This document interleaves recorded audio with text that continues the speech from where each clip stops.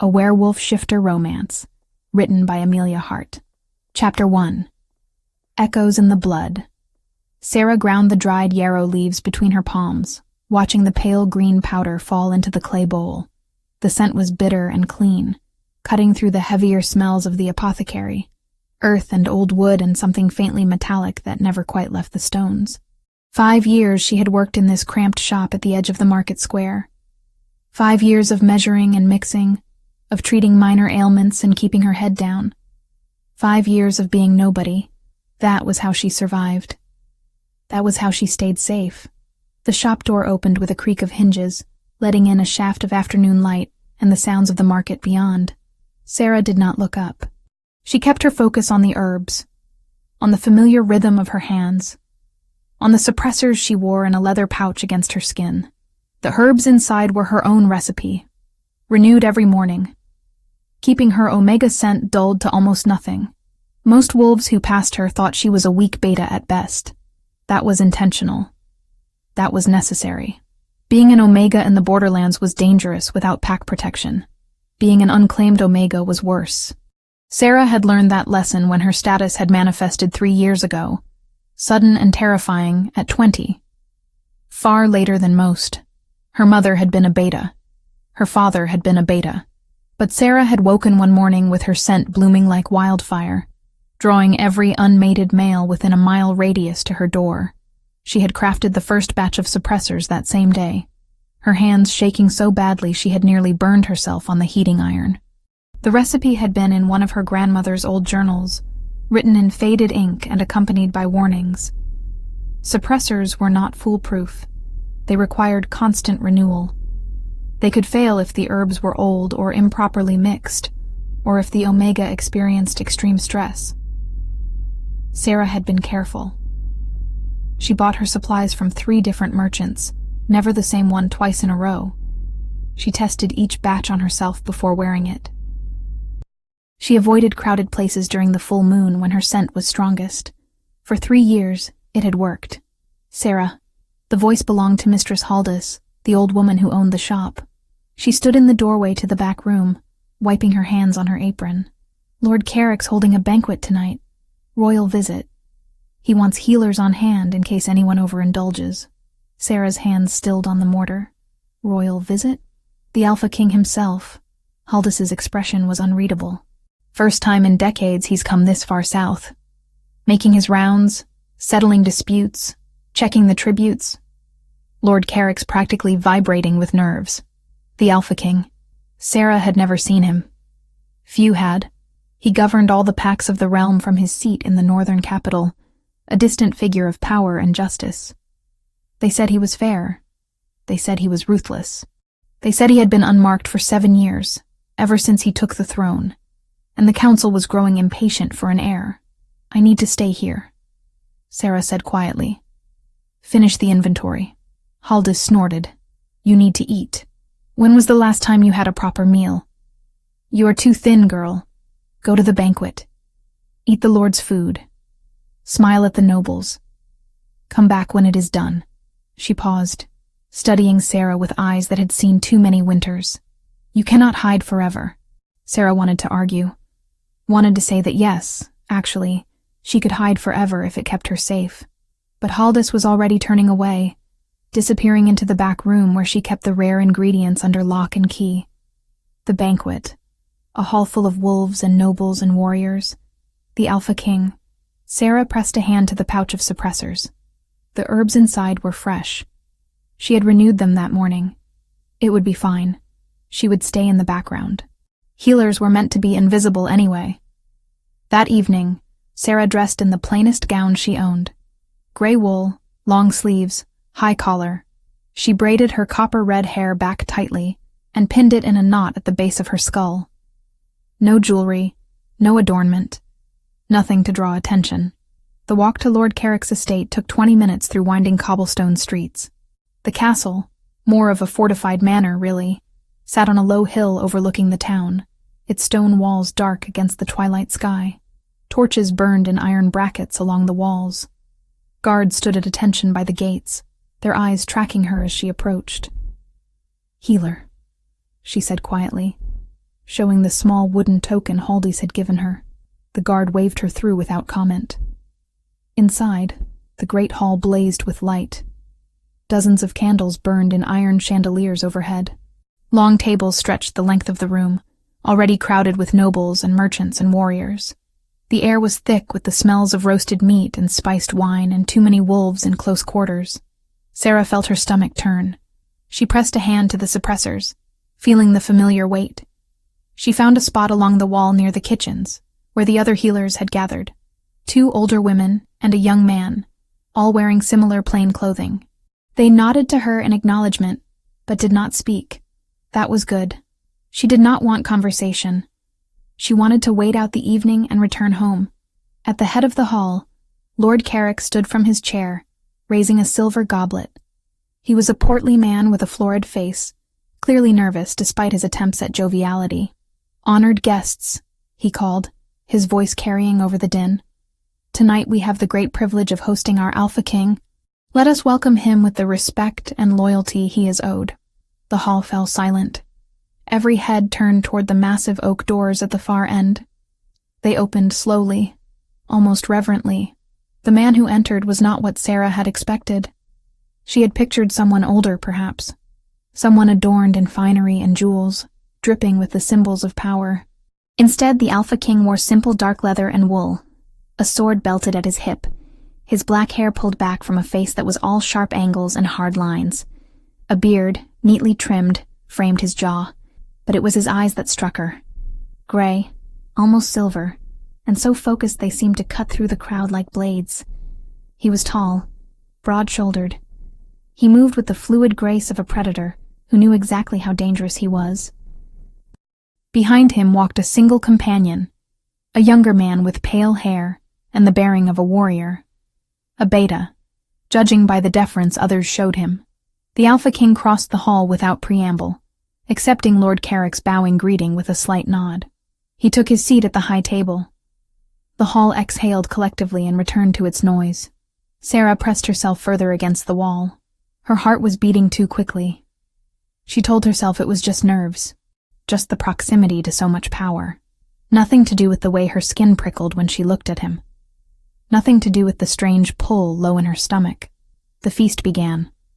Servants brought platters of venison and boar and roasted vegetables. Wine flowed freely.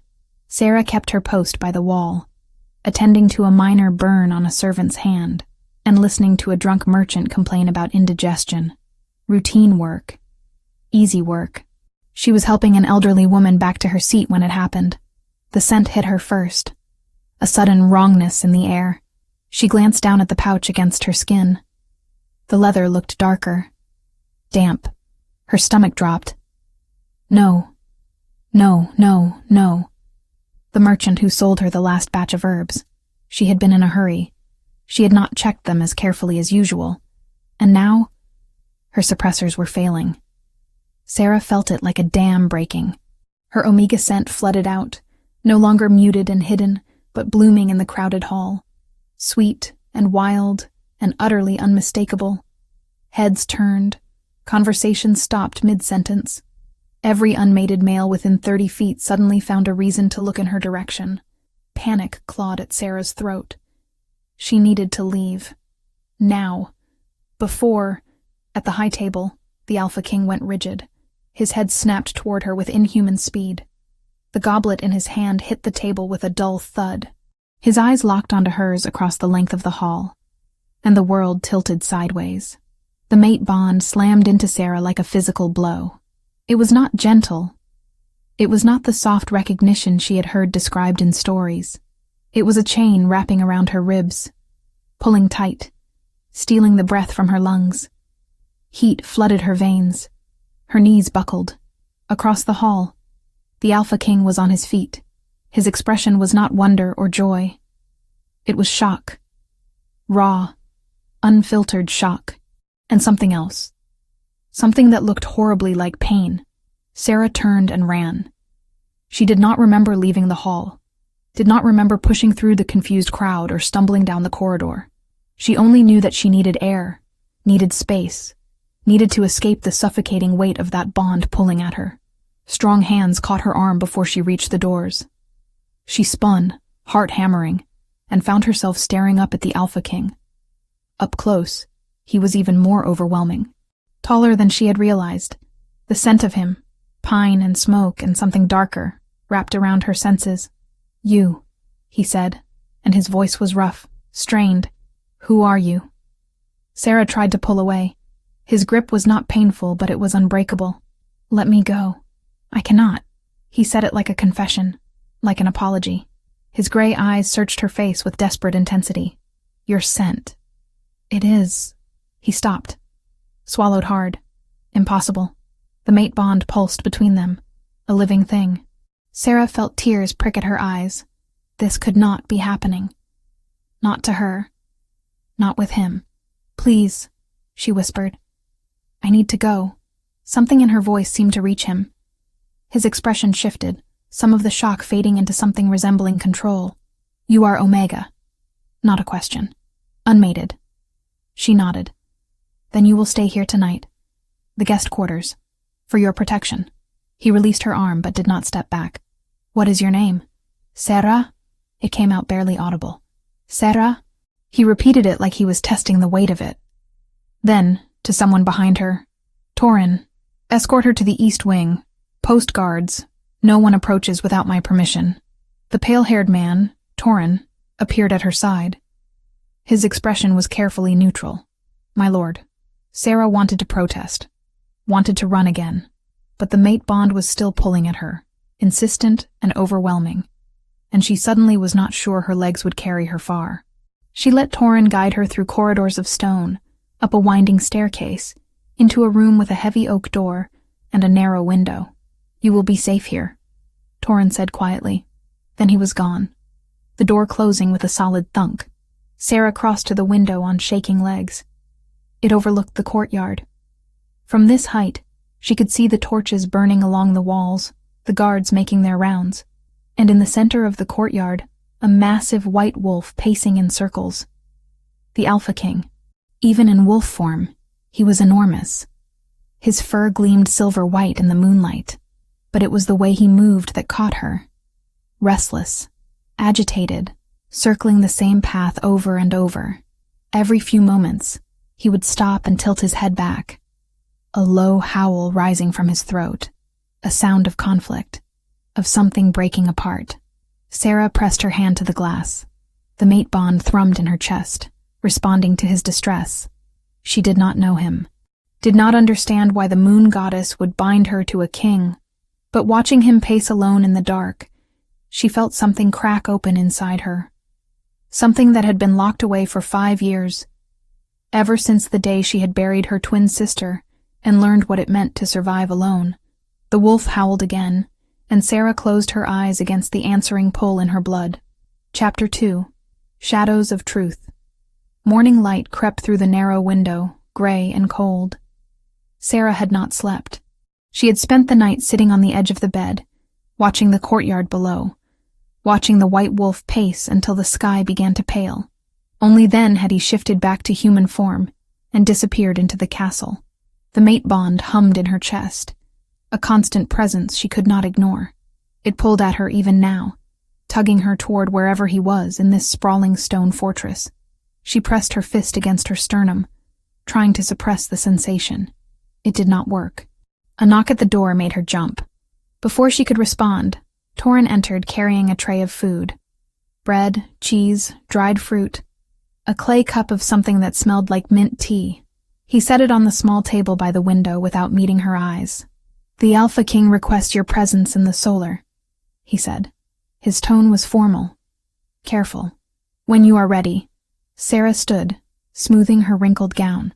"And if I refuse?" Torin's expression flickered with something that might have been sympathy. "He will wait, but he will not let you leave the castle until you speak with him." He paused at the door.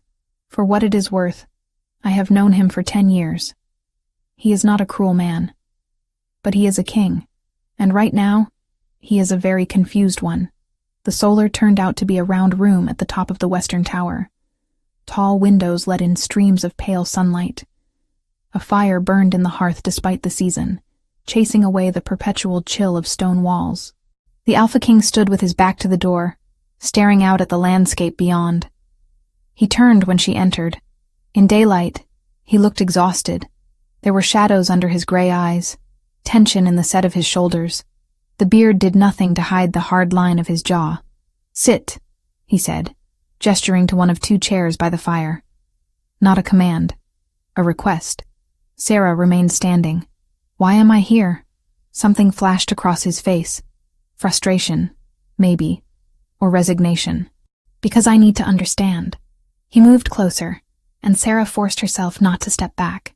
The mate bond flared at his proximity, heat spreading through her veins. "Your scent. It is identical to someone I knew. Someone I lost." "Scents can be similar," Sarah said, though her mouth had gone dry. "Not like this." His voice was rough. "Tell me about your family, your parents, siblings." "Why?" "Please." The word seemed to cost him something. "I will explain. But I need to know first." Sarah crossed her arms, a barrier between them. "My parents are dead. Killed by rogues 3 years ago on the Northern Road. The grief was old now, worn smooth by time, but it still ached. I had a sister. A twin. Aurora." She watched his face carefully. "She died 5 years ago. We were 18. The change in his expression was immediate and devastating. The color drained from his face. His hands, which had been loose at his sides, clenched into fists. For a long moment he simply stared at her, and Sarah saw something crack open behind his eyes. Pain, raw and bleeding. "Aurora," he repeated, voice barely above a whisper. Then, louder, almost angry. "She did not die." The world tilted. Sarah grabbed the back of the chair to steady herself. "What? She did not die 5 years ago."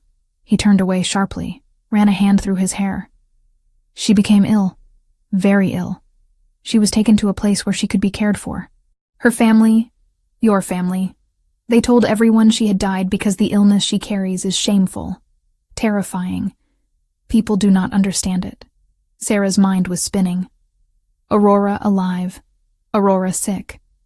Aurora hidden away for 5 years while Sarah had mourned her, had visited an empty grave, had believed herself utterly alone in the world.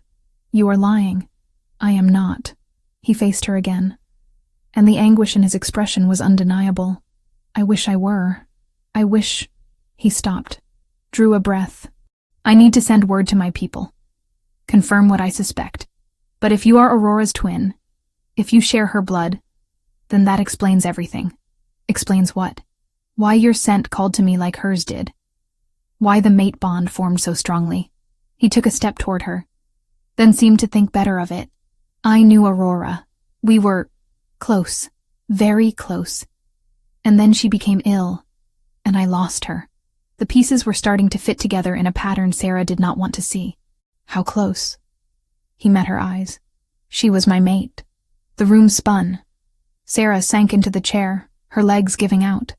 The Alpha King, Cain, she realized she did not even know his name properly until Torin had used it last night, stood rigid, watching her process this revelation. "You felt the mate bond with my sister," Sarah said slowly. "And now you feel it with me." "Yes, that is not possible. The moon goddess does not make mistakes like that." "I do not think it is a mistake." Cain moved to the other chair, sitting heavily. He looked older suddenly, weighed down by something invisible. Identical twins share more than appearance. They share scent, essence, the very fabric of what makes them wolves.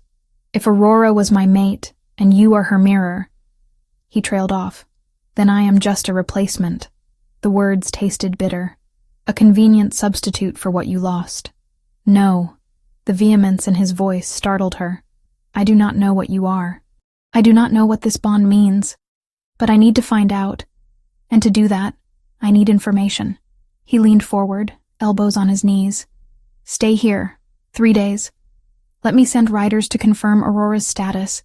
Let me understand what is happening. Then I will tell you everything." Sarah wanted to refuse, wanted to demand he let her go immediately, but the mate bond was pulling at her, and beneath her anger was a desperate, painful hope. "If she is alive, I want to see her. If she is alive and well, yes. But Sarah, he hesitated. The illness she has is not kind. She may not be the sister you remember. The next 3 days were a special kind of torment. Sarah was not precisely a prisoner. She could walk the castle grounds, take meals in the hall, speak to the servants. But guards shadowed her steps, polite but constant, and the Alpha King had vanished into whatever business occupied him. Or so it seemed. Sarah caught glimpses of him from windows, crossing the courtyard with Torin, speaking in low, urgent tones to riders who departed at speed. Once, she saw him standing alone on the battlements at sunset, looking north toward the capital. The mate bond made it impossible to truly avoid him. She felt his presence like a compass needle finding north. When he was near, her skin prickled. When he was distant, there was an ache low in her chest that would not ease. On the second day, he sent her a gift. A small wooden box delivered by a nervous servant girl. Inside, nestled in cloth, was a necklace, a silver chain with a crescent moon pendant. Simple. Beautiful. For Omegas under the protection of the crown, the servant said, repeating what she had clearly been told to say. A tradition. Sarah closed the box without putting it on. Traditions, protection, pretty words for captivity. The fourth night, Sarah had waited long enough. She slipped from her room after the castle had settled into sleep, moving quietly through corridors lit only by scattered torches. She knew where the Alpha King's chambers were. She had watched servants coming and going. The door was unlocked. Arrogant. Or perhaps he simply did not fear intrusion. Sarah pushed it open, slipping inside before she could reconsider. The room was sparse for a king. A large bed against one wall, a desk cluttered with maps and correspondence, shelves holding weapons and a few books, and under the bed, barely visible, the edge of an iron-bound chest. Sarah knelt, pulling it out. The lock was simple. She retrieved a knife from the desk and worked at it until something clicked. The lid lifted. The first thing she saw was letters. Dozens of them, sealed with wax that bore an unfamiliar symbol. A crescent moon over waves. She opened one at random. Medical terminology filled the page. Patient status reports. Condition deteriorating. Increased sedation required. Moments of lucidity decreasing. The celestial wing. It was referenced over and over. Some kind of institution. Beneath the letters, wrapped in silk, was a painting. Small, the size of Sarah's palm, but exquisitely detailed. A young woman's face, copper-red hair, amber eyes. Sarah's own face, but softer somehow. The woman in the painting wore a gown of deep blue, formal and expensive, and around her throat, a necklace identical to the one Kane had sent Sarah. Aurora. It had to be. The sister she remembered as a child, now grown, beautiful and smiling, and utterly unknown. What are you doing? Sarah dropped the painting. It clattered against the chest as she spun to find Kane standing in the doorway. He was still dressed, as if he had not yet attempted sleep. His expression was unreadable. You lied to me, Sarah said, finding her voice. You said you would explain in 3 days. But you already know, do you not? You have known since the moment you saw me. He crossed the room in 3 long strides, knelt beside her. Up close, the exhaustion was even more apparent. I needed confirmation. I needed to be certain before I told you something that would shatter your world. My world is already shattered. Sarah gestured at the painting. This is her. Aurora. And these... She held up one of the letters.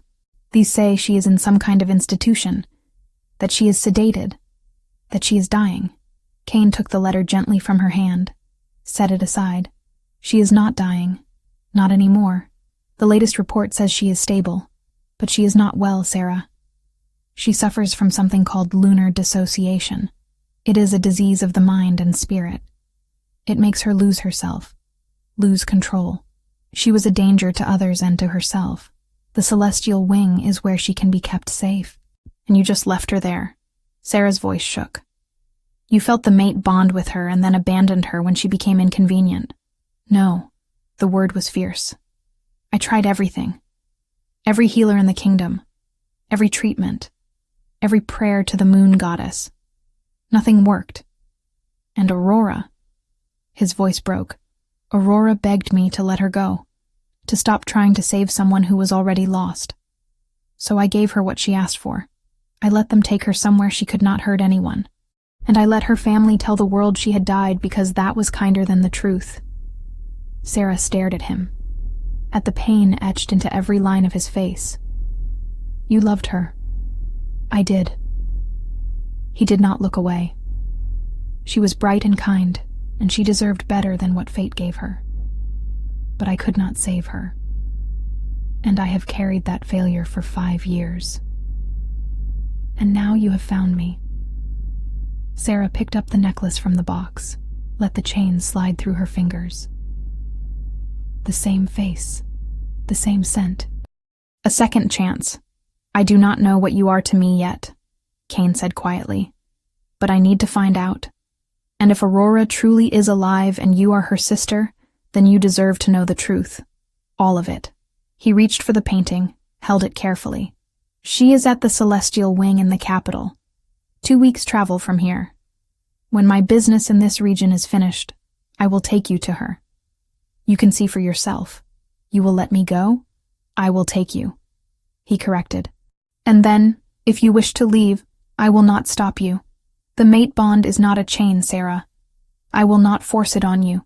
She wanted to argue, wanted to rage at him for the secrets, for the presumption, for the way the bond pulled at her even now, but looking at him, at the shadows under his eyes, at the careful way he held the painting of a woman he had lost, she found her anger faltering. I want the truth, she said instead, about Aurora, about this illness, about why you look at me like I am a ghost. You will have it. He stood, offered her his hand. I swear it. Sarah did not take his hand. She rose on her own, brushed past him toward the door. But at the threshold she paused. My sister was your mate, and you let her go. Why should I believe you will not do the same to me? Kane's expression was bleak. Because I have already made that mistake once, and it has haunted me every day since. Chapter 3. Flight and Confession. The argument began at dawn. Sarah stood in the solar, arms crossed, chin lifted in defiance despite the exhaustion pulling at her bones. She had spent what remained of the night after their confrontation pacing her room. The mate bond a constant throb beneath her ribs. Now, with pale morning light streaming through the windows, she faced Kane across the space between them and made her demand. I want to see her, today. Kane's expression was carefully controlled, but she saw the tension in his jaw. He had been examining a map when she entered, Torin at his shoulder discussing supply routes. Now both men looked at her with varying degrees of concern. That is not possible, Kane said. Why not? You admitted she is alive. You have the location. We can leave within the hour. Sarah. He set down the compass he had been holding, gave Torin a look that sent the beta retreating from the room. When they were alone, Kane turned his full attention to her. The Celestial Wing is 2 weeks' travel from here. And even if we left today, I would not take you to see Aurora without preparation, without understanding what you would face. She is my sister. I have mourned her for 5 years. I have every right. She is in stage 4 lunar dissociation. His voice was flat, clinical, as if reciting from one of those medical reports. She spends weeks at a time unconscious in wolf form. When she wakes, she does not recognize anyone. She has not spoken a coherent sentence in 3 years. If you walked into that room expecting the sister you remember, you would be destroyed by what you found. Sarah felt something hot and sharp twist in her chest. And you think I am too weak to handle that? I think you deserve better than to have your last memory of Aurora replaced by something that will haunt you. He moved closer. And despite herself, Sarah felt the mate bond flare in response. I am trying to protect you. By keeping me ignorant? By deciding what I can and cannot know about my own sister? She laughed, bitter. Or is this about something else? You want to keep me here, in this castle, away from Aurora.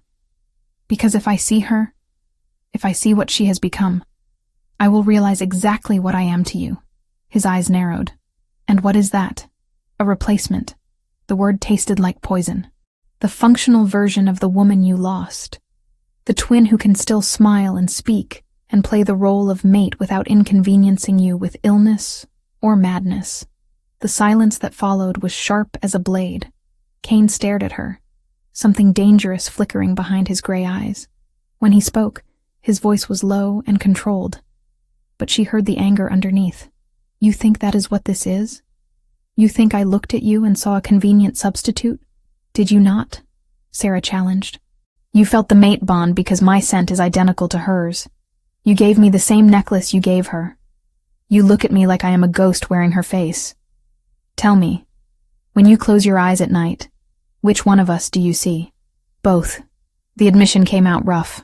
I see both of you, and I hate myself for it. The raw honesty in his voice caught her off guard. She watched him turn away, saw the rigid line of his shoulders, the way his hands clenched and released at his sides. You want to know why I hesitate to take you to Aurora? He continued. Because I am a coward. Because I spent 5 years trying to forget what it was like to watch someone I loved lose themselves piece by piece. And now you stand here wearing her face, carrying her scent, and I do not know if I am strong enough to watch it happen again. Then let me go. Sarah's voice cracked despite her efforts to keep it steady. If I am such a burden, such a painful reminder, then release me from this bond and let me walk away. Cain turned back to her, and the look in his eyes made her breath catch. I cannot or will not. Both. He closed the distance between them in 2 strides, and Sarah found herself backed against the stone wall, his presence overwhelming. But he did not touch her, did not cage her in. He simply stood close enough that she could feel the heat of him, smell the pine and smoke scent that made the mate bond sing. You think I have not tried? You think I did not spend the last 4 nights attempting to convince myself that this bond is a mistake? That you would be better off free? And I am selfish. His voice dropped to something just above a whisper. Because even knowing what I know, even understanding the danger, I cannot make myself let you go. Sarah's heart was beating too fast.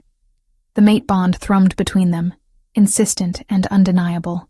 You are right. You are a coward. His jaw tightened, but he did not argue.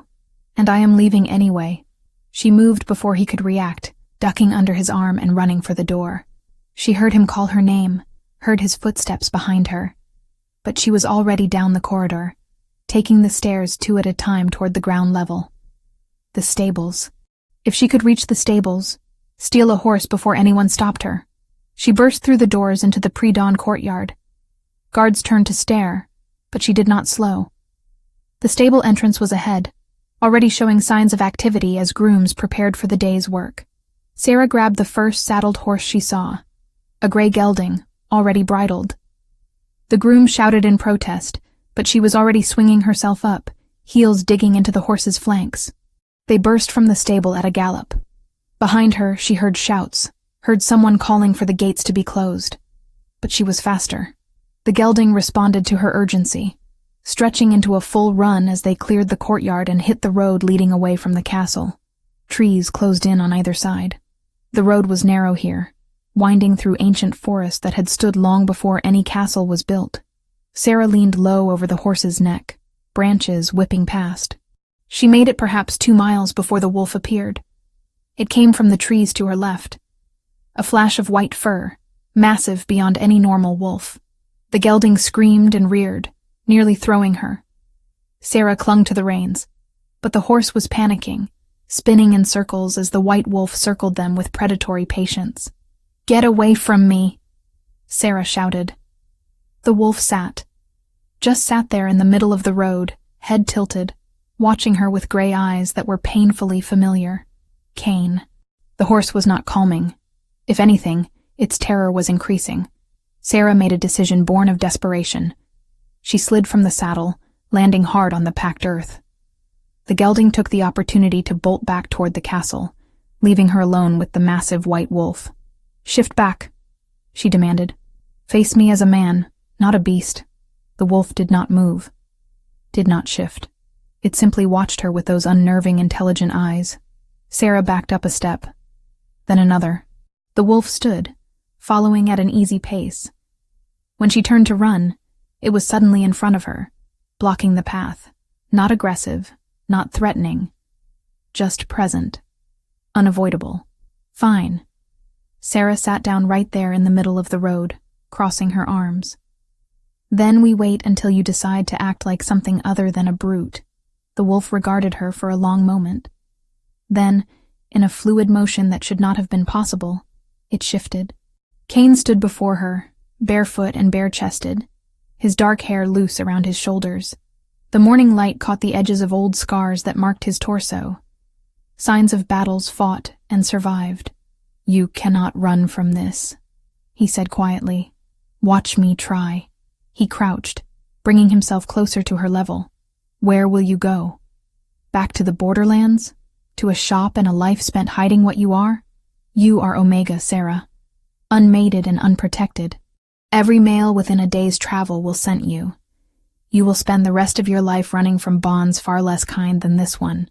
Better that than being a replacement for a dead woman. She is not dead." The correction was automatic. "Pained. And you are not her. Then why do you look at me the way you do? Why does your voice break when you say her name?" Cain was silent for a long moment. Around them, the forest continued its morning song. Birds calling, leaves rustling in a breeze that smelled of earth and growing things. Finally he spoke.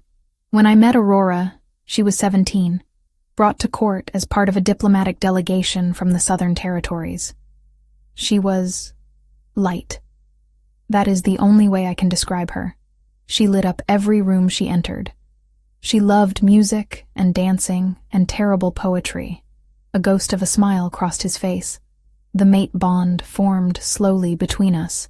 Over months, it was gentle, inevitable, like watching dawn break. Sarah found herself listening despite herself. We had 6 months before the disease began to manifest. 6 months of something close to happiness. And then, his voice roughened. Then she started losing time. She would wake in strange places with no memory of how she arrived. Once, I found her in the forest at dawn, naked and covered in blood from a deer she had killed and did not remember hunting. She wept in my arms and begged me to make it stop.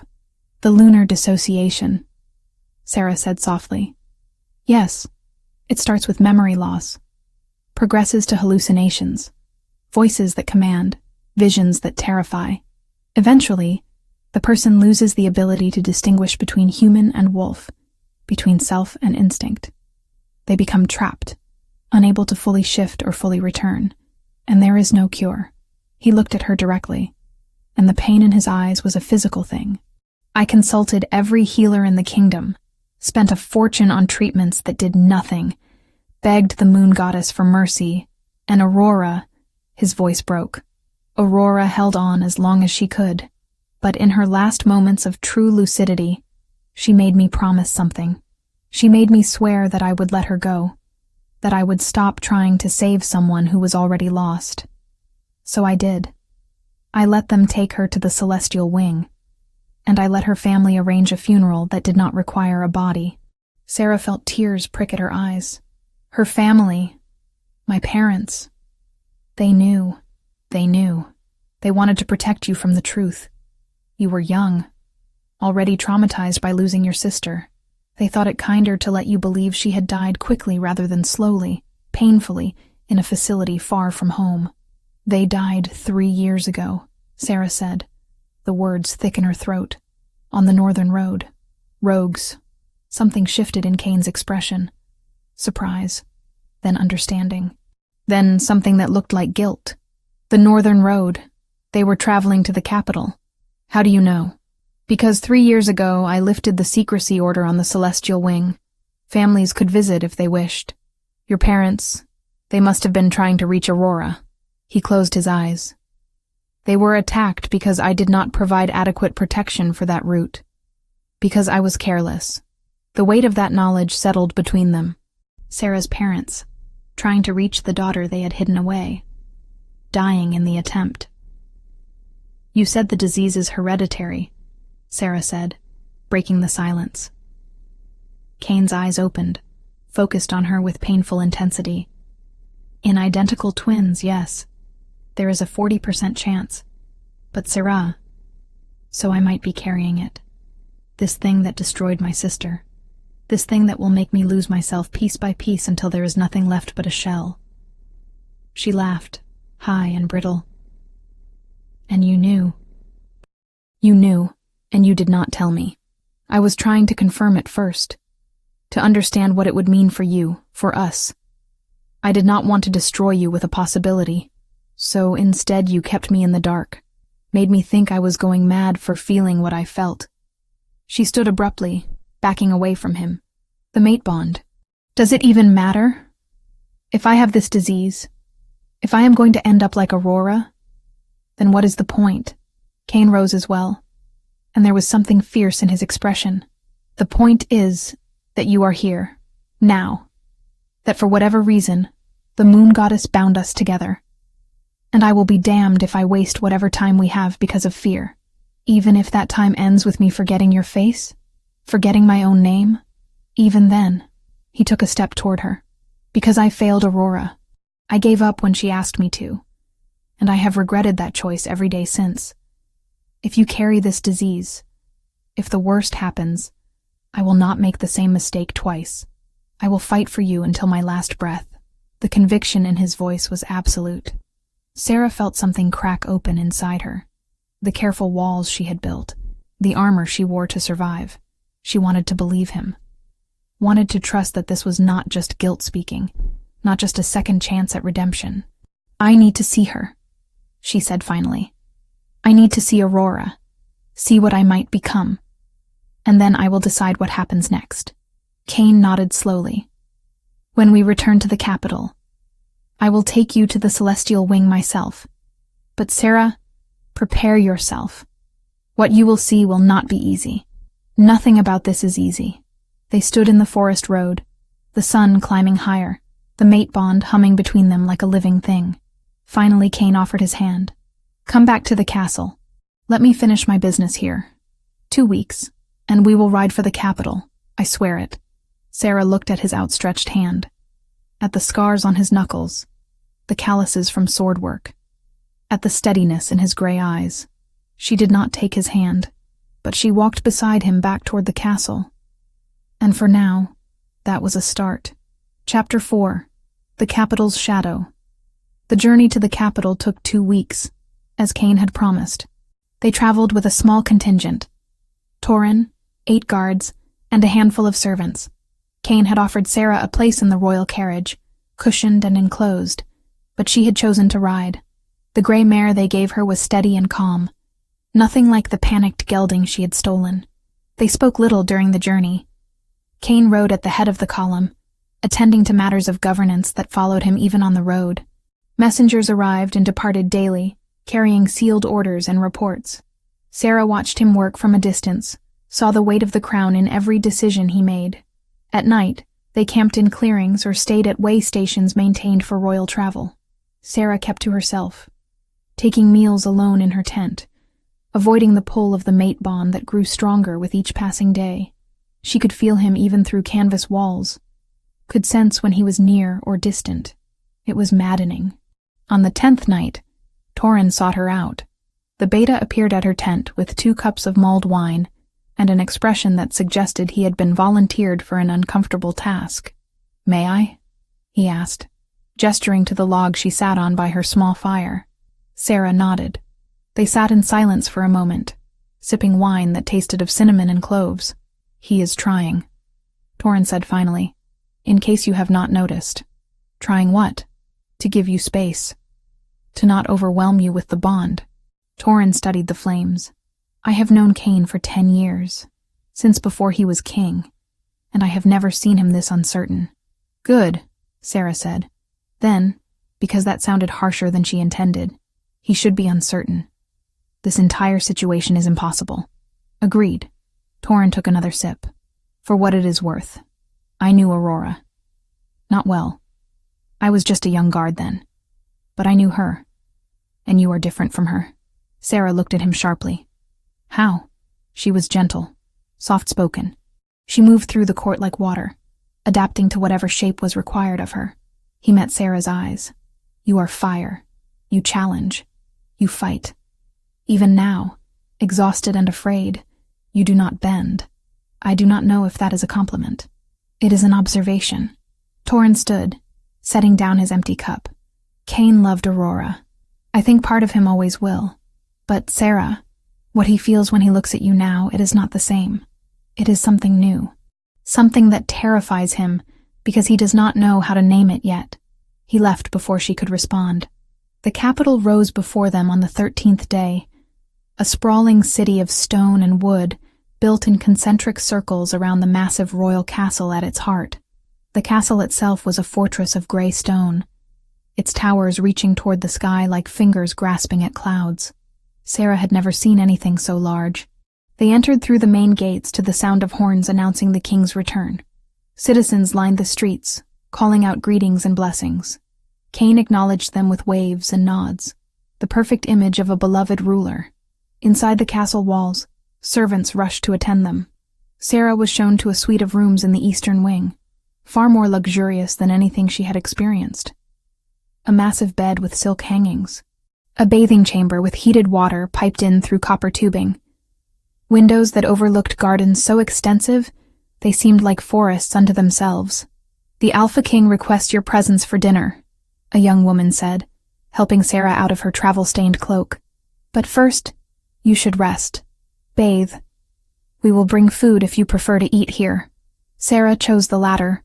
She was not ready to face the court, to endure the stares and whispers that would inevitably follow.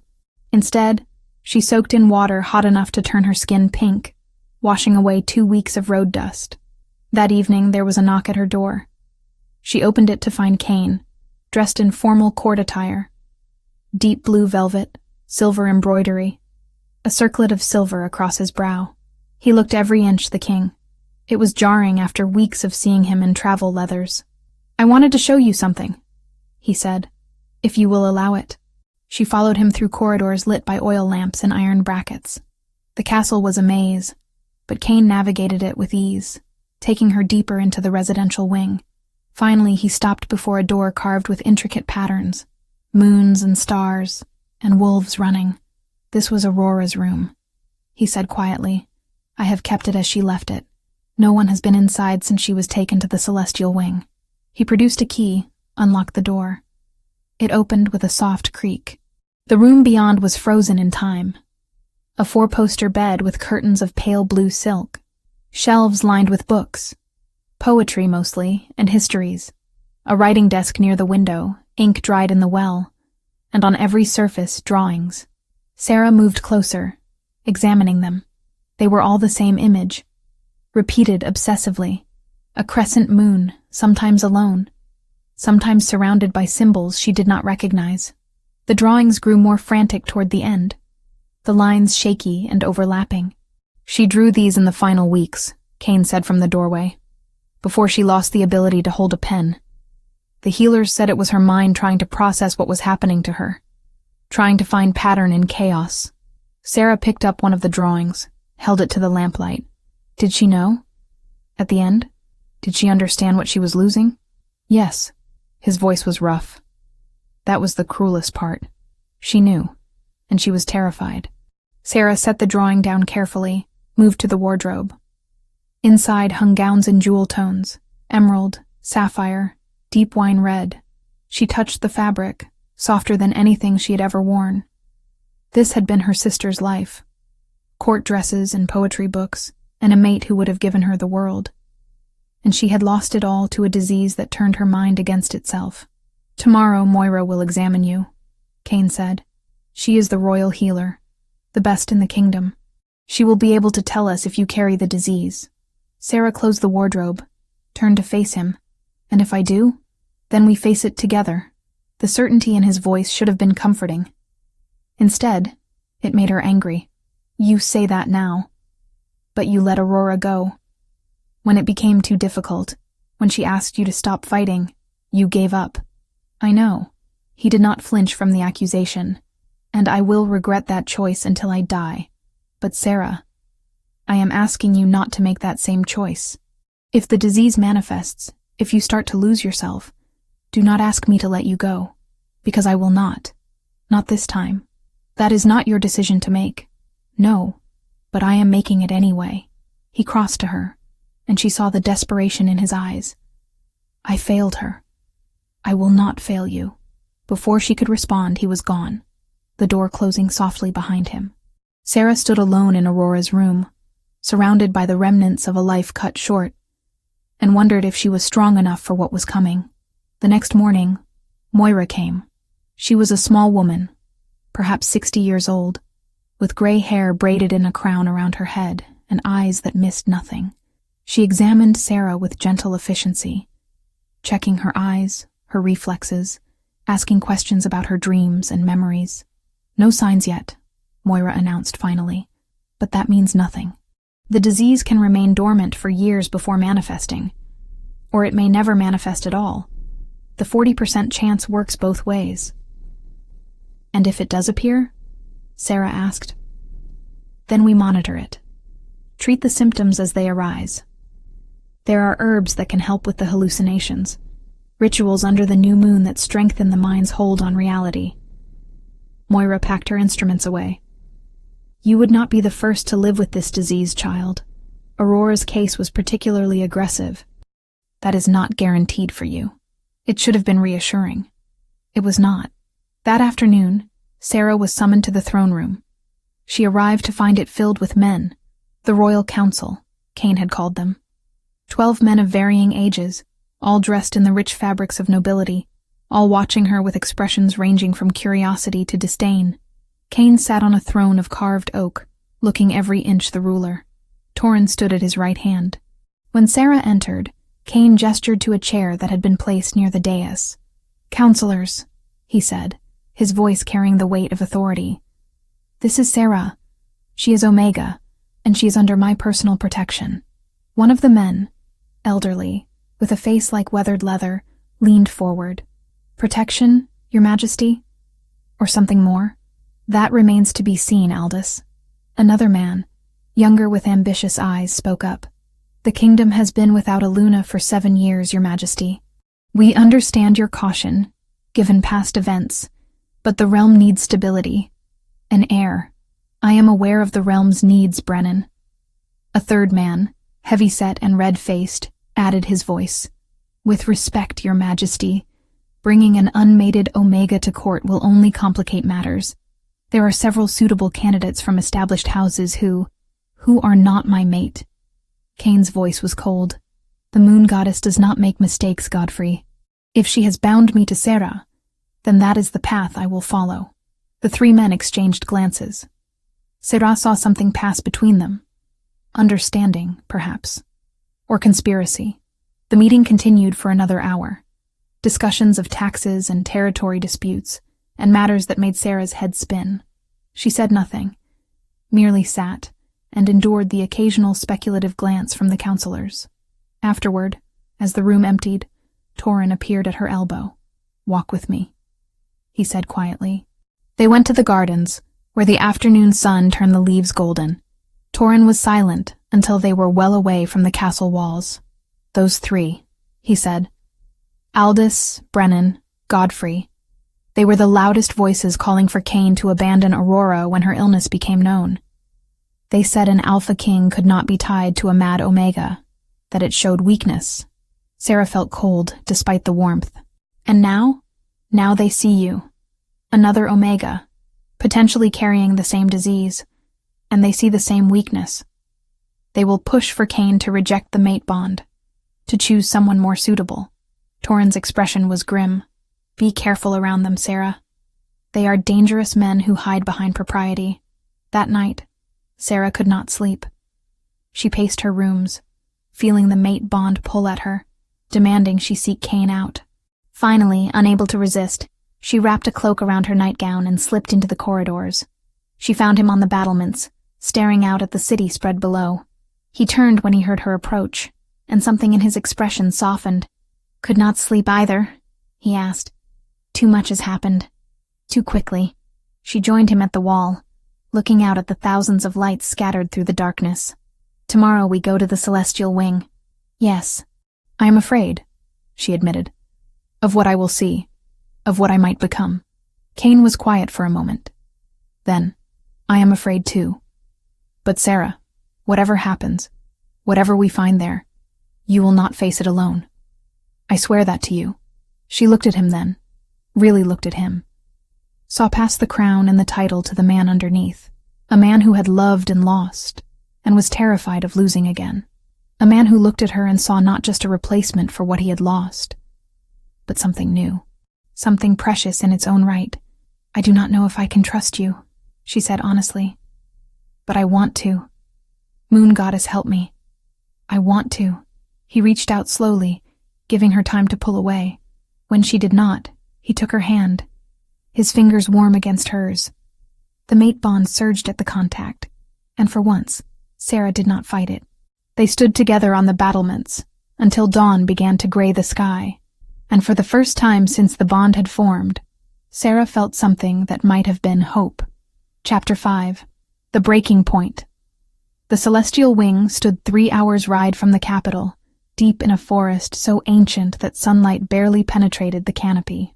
Sarah rode beside Kane, Torin and 4 guards trailing behind.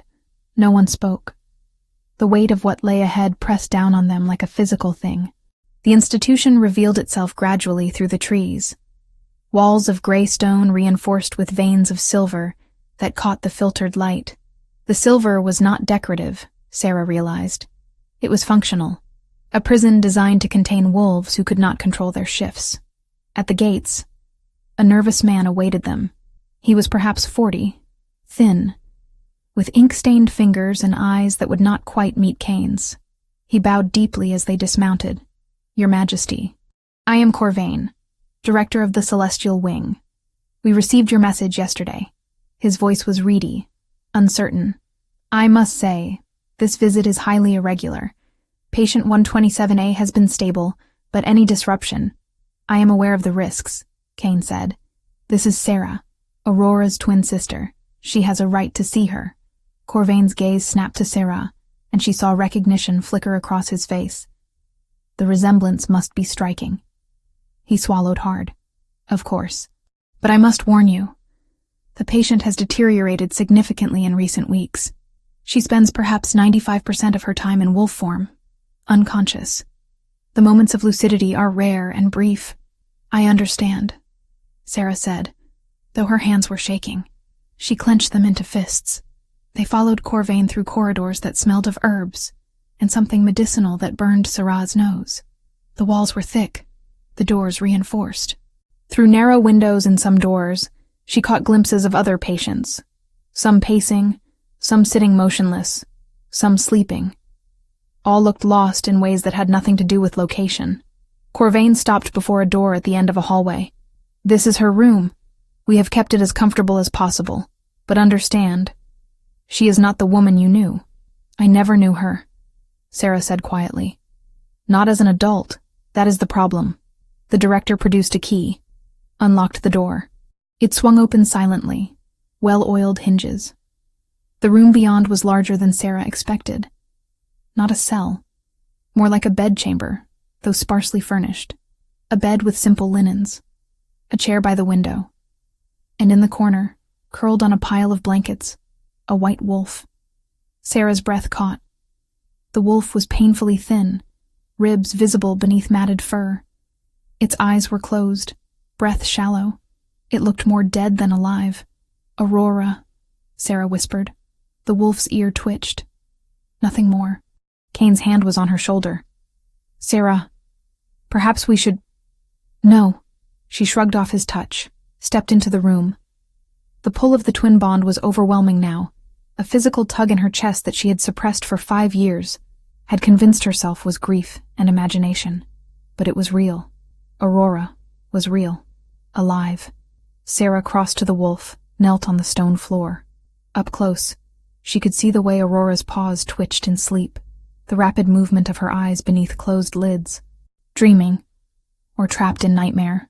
"Aurora," Sarah said again, reaching out to touch the matted fur. "It is me. It is Sarah, your sister." For a long moment nothing happened. Then the wolf's eyes opened. They were amber, exactly the same shade as Sarah's own. For 30 seconds, those eyes focused on Sarah's face, and recognition flared there.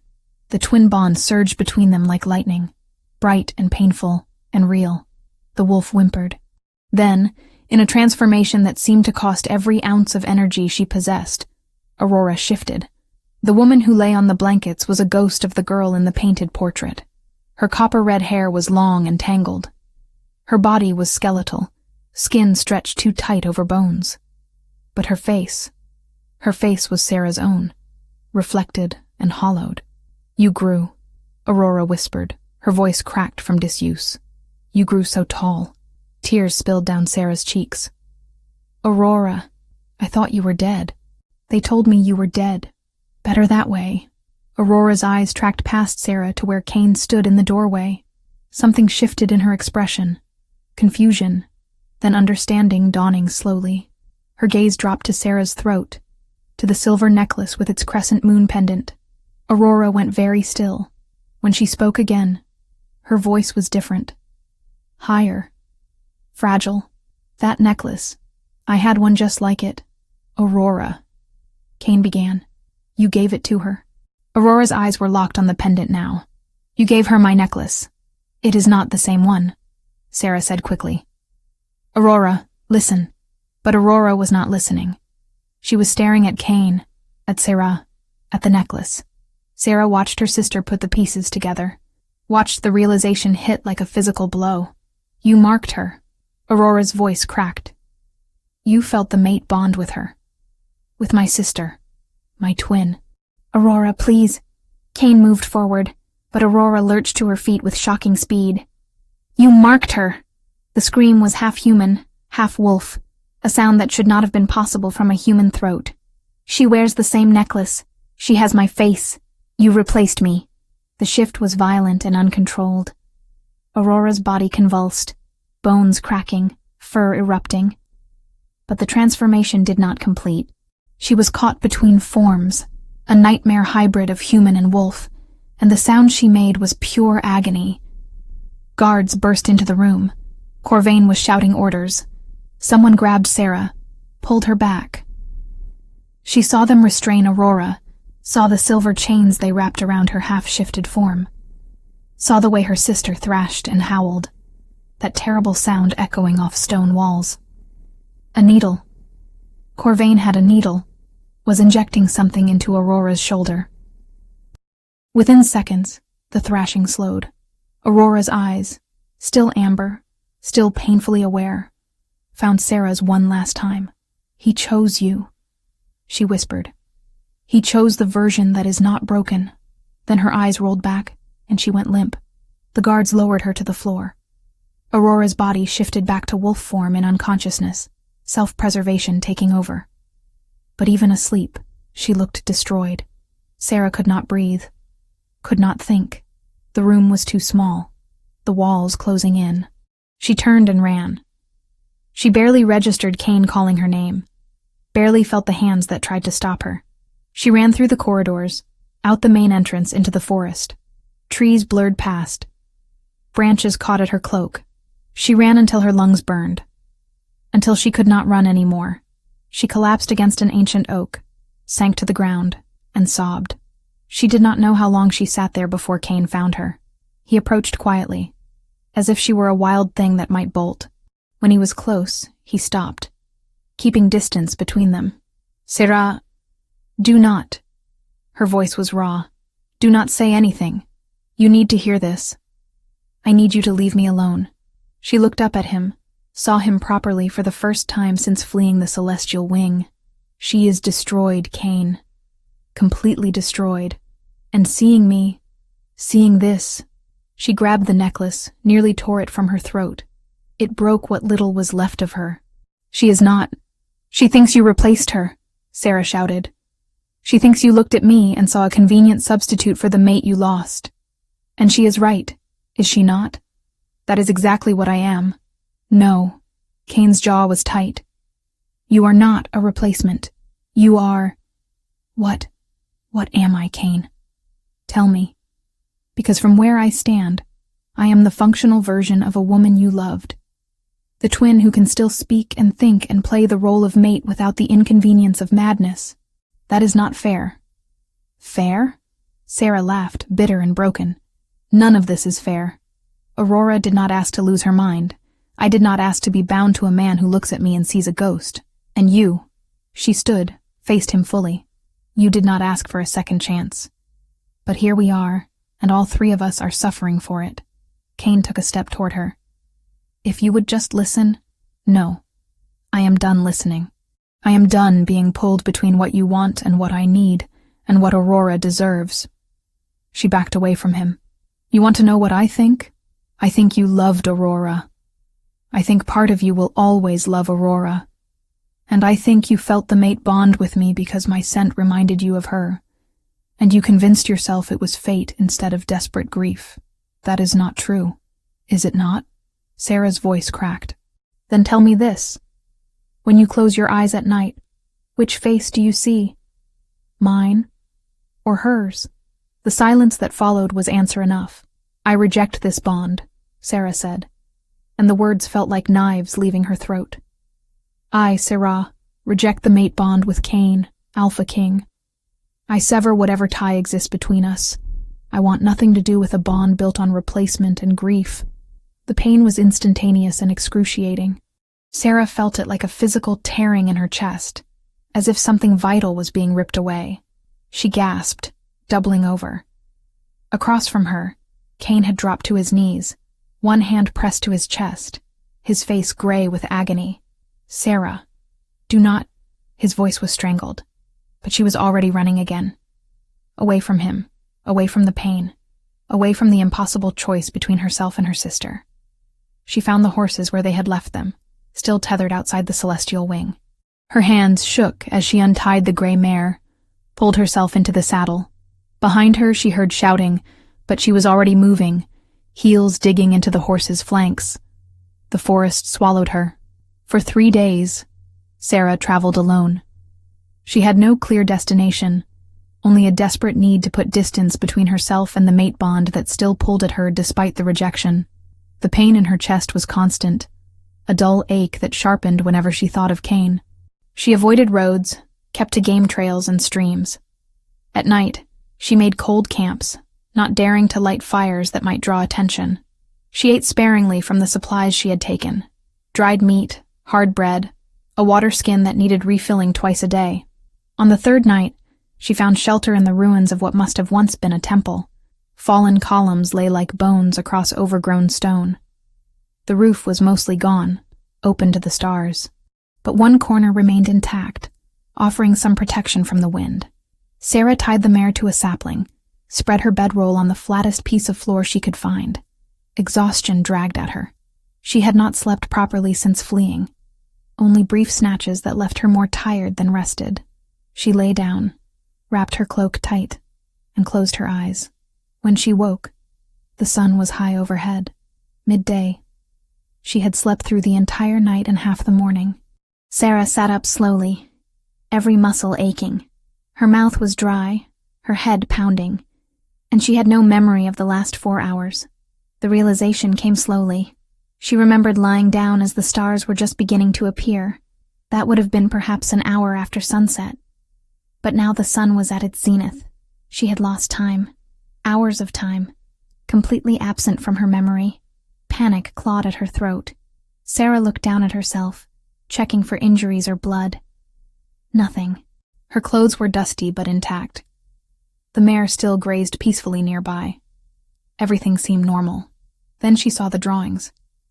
They covered the stones around where she had slept, scratched into the dirt with a stick, drawn in the ash from someone else's old fire.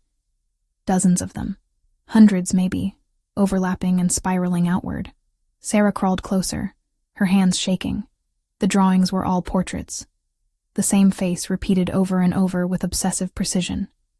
Hollow eyes, matted hair, a mouth open in a silent scream. Aurora. And around each portrait, filling every available space, were symbols. Crescent moons, drawn in the same frantic style she had seen in Aurora's room at the castle. The same obsessive repetition. Sarah's breath came in short gasps. She had drawn these. During the hours she could not remember, she had drawn them. Just like Aurora used to do. Just like... No. she whispered. No, no, no.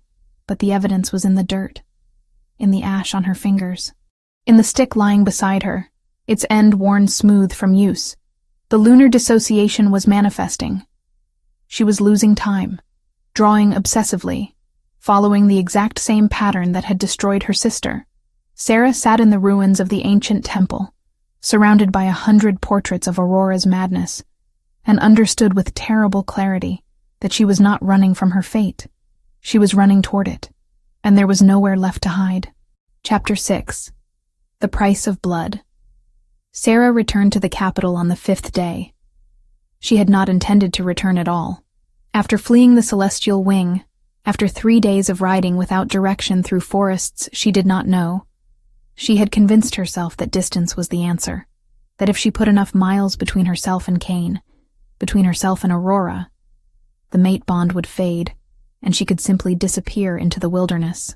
But on the 3rd night, camped in the ruins of an ancient temple, she had lost 4 hours.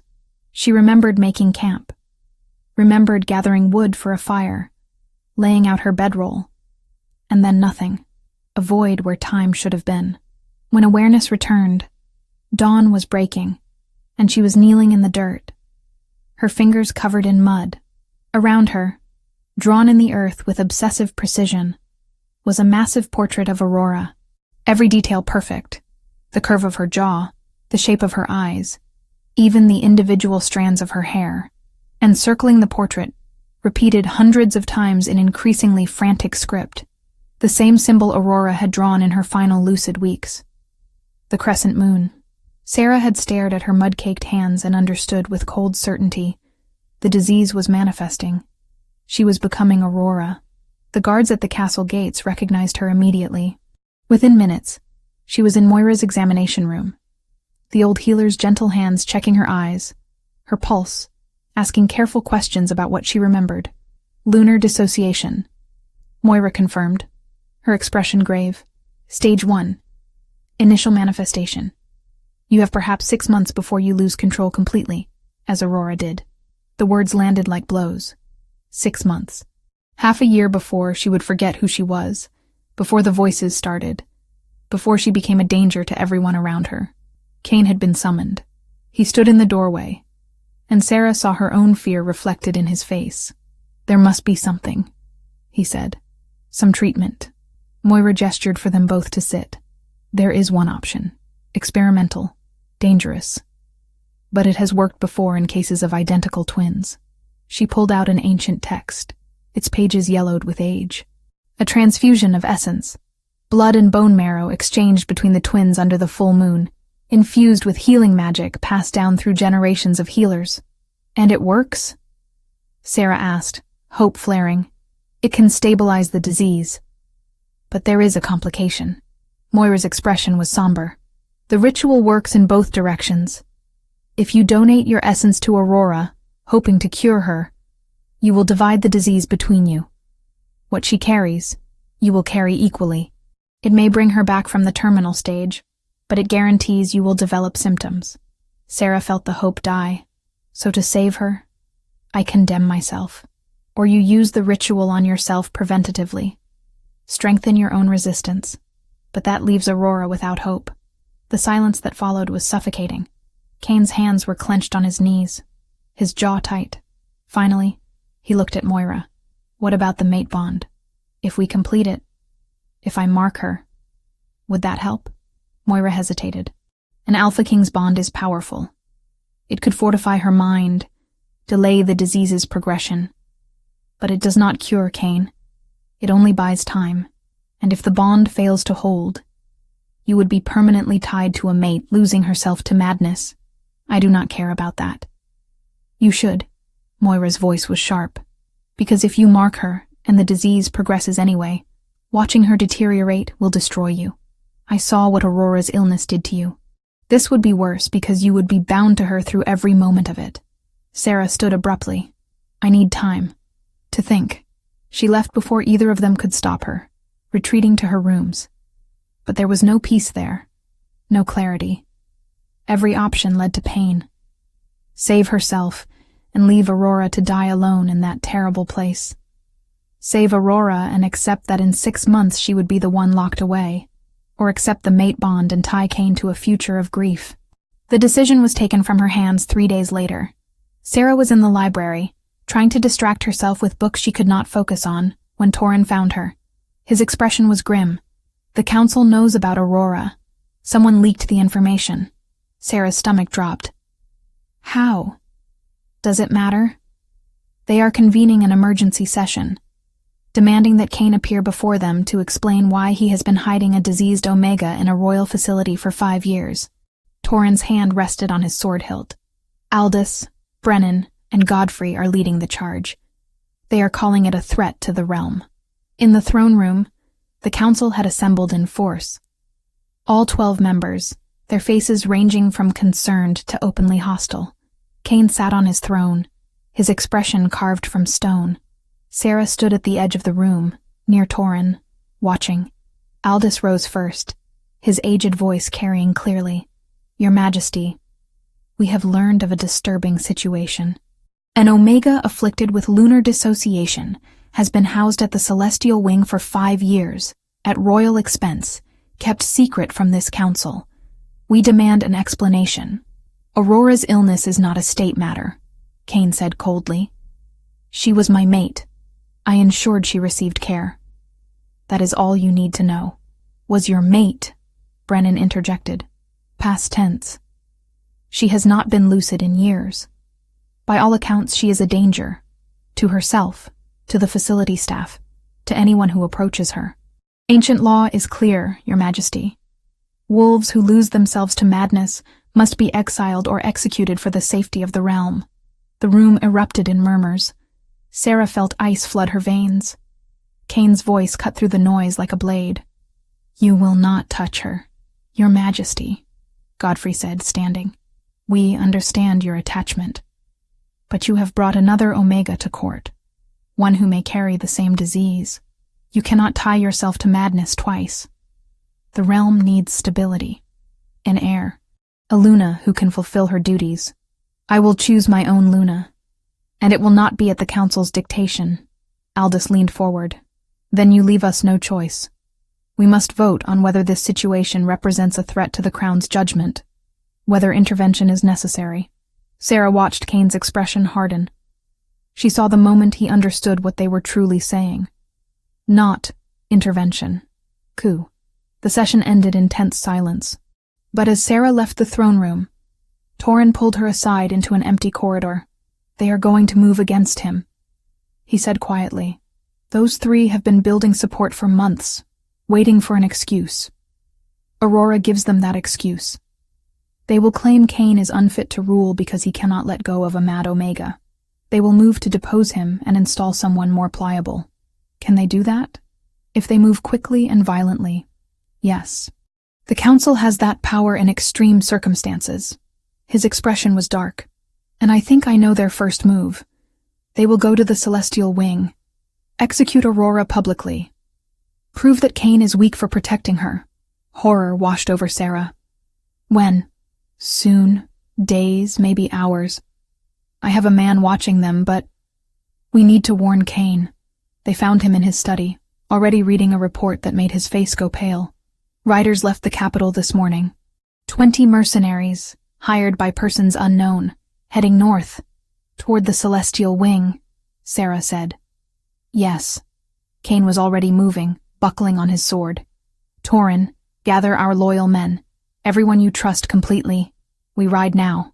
"How many?" Torin asked. "Whoever can be ready in 10 minutes. We cannot wait for a full force." They left the capital in a storm of hoofbeats. Kane, Sarah, Torin, and 10 guards whose loyalty to their king outweighed their fear. The ride to the Celestial Wing took 2 days of brutal pace, changing horses at way stations, sleeping in snatches in the saddle. They arrived to find smoke rising from the facility's courtyard. The battle had already begun. The mercenaries had breached the gates, were fighting the facility's guards in brutal close combat. Sarah saw bodies on the ground, could not tell if they were mercenaries or defenders. Kane did not hesitate. He and his men crashed into the fight with the precision of warriors who had trained together for years. Steel rang against steel. Men shouted and died. Sarah dismounted, staying close to the walls. Torin had pressed a dagger into her hand before they charged. "If anyone comes at you, use this. Do not hesitate." She watched Kane cut through 2 mercenaries, his movements fluid and deadly. Watched Torin fight back to back with one of the guards. The violence was overwhelming, the smell of blood thick in the air. And then she heard it. A howl that raised every hair on her body. From the damaged gates of the facility, a white wolf emerged. Skeletal thin, fur matted, eyes wild, but unmistakably Aurora. The chaos of battle had broken open her cell.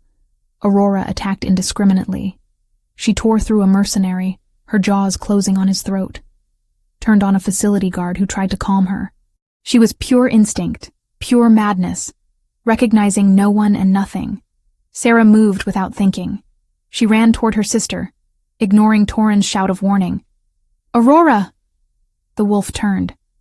For a heartbeat, there was recognition in those wild eyes.